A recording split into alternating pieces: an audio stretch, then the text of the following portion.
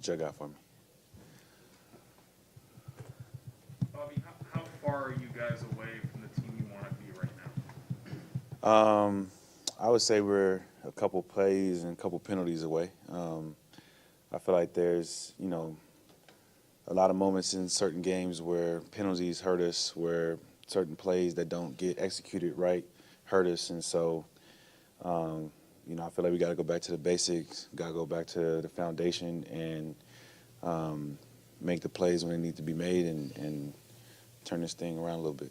With the explosives in particular, what's key to getting those out of the game? That could be studying more, being more on. I think it's just more so just the little things, making sure that you're mindful of the little things at every given point, because you never know when that little thing is going to be a big part of the game.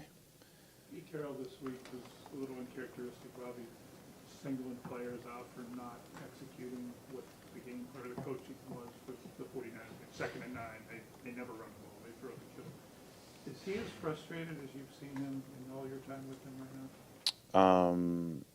I think it's the whole situation is frustrating. Obviously, we have a lot of talent that we need to find a way to maximize that talent. But he's still the same positive self. So I didn't really look into it that much. There's talk of losing the locker room, that at this point in the season, the younger players that haven't been around, maybe not internalizing the message. Do you sense any of that? Do you think these thoughts? No.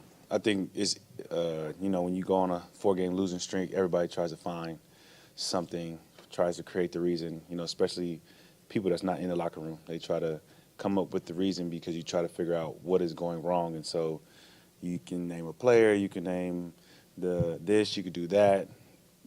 Winning cures all of that. So the moment you win, then it's a whole different story. So we understand what we need to do. We need to do it quick. One of those guys outside the locker room, KJ Wright, I'm not sure if you saw his comments. He said there's infighting, distractions. People aren't There's what? Infighting? distractions and infighting. Yeah, I don't know. You didn't hear that? I don't think I saw the whole clip, but, KJ is a media person now, and so y'all know how that goes. Not a shot at you guys at all, though. Genuinely. Do the playoffs start this week for you guys in your mind? I don't think we can think like that, in my honest opinion. I think we need to make sure we win and do what we need to do to win, and everything else will take care of itself. The moment we start thinking about playoffs and this and that and all this other stuff, you miss what's right in front of you. So I don't think that's my message to the guys, or I don't think that's how I'm looking at it. I'm looking at it as we have a good team, coming in here. We have got to do better, and we need to win, and that's the focus. And everything else will take care of itself. What is it about JALEN Hurts' skill set that no other quarterback can emulate, whether it's the tush push or just his ability to run and to throw? What is it that makes him unique? I think it's always tough to go against a guy that can, make really good passes, but also uses his feet when he needs to. The tush push thing, I don't think anybody can solve it. You just try to, hope that you stop it when you need to. They've been really successful in that, but I think the biggest thing for defenses is to not let them get to that 3rd and 1 or 4th and 1 or get to the goal line that allows them to do that.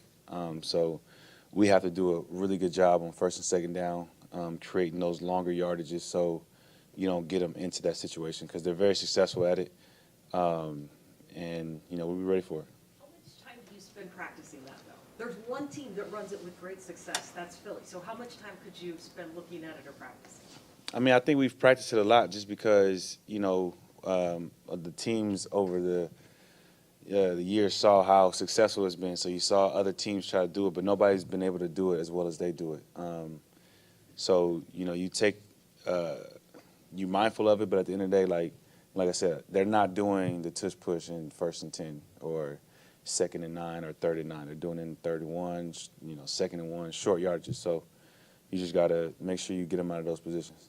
Is a yard about as far as they'll like if they have a yard, will they ever try it on like 4th and 2 or? For sure. I think against the 49ers in the red zone, it was like 3rd or 2nd and 3 or something, and they went for it. And then they just did it again until they got to the end zone. So they'll definitely do it sooner than you think. But in those moments, I think it's more closer to the red zone. It's more closer to scoring. You guys have had games flexed on us, from a day game to a night game before. Is it weird at all to have a game move from one day to another like this? I don't think so. I think in this particular situation, you get an extra day of rest, and so I think that's nice. I think it's, you look at it from that perspective as a player. I mean, I think the difference would be if they took a day from you. If we was playing Monday night and then they made it Sunday night, that would be more of a difference than kind of adding a day to your routine. Are they getting guys to focus on doing the little things? Your messaging, is it them remembering when they're successful or just who they are in terms of, as you mentioned, the deal? I think it's a reminder of who they are, but I also think it's over communicating.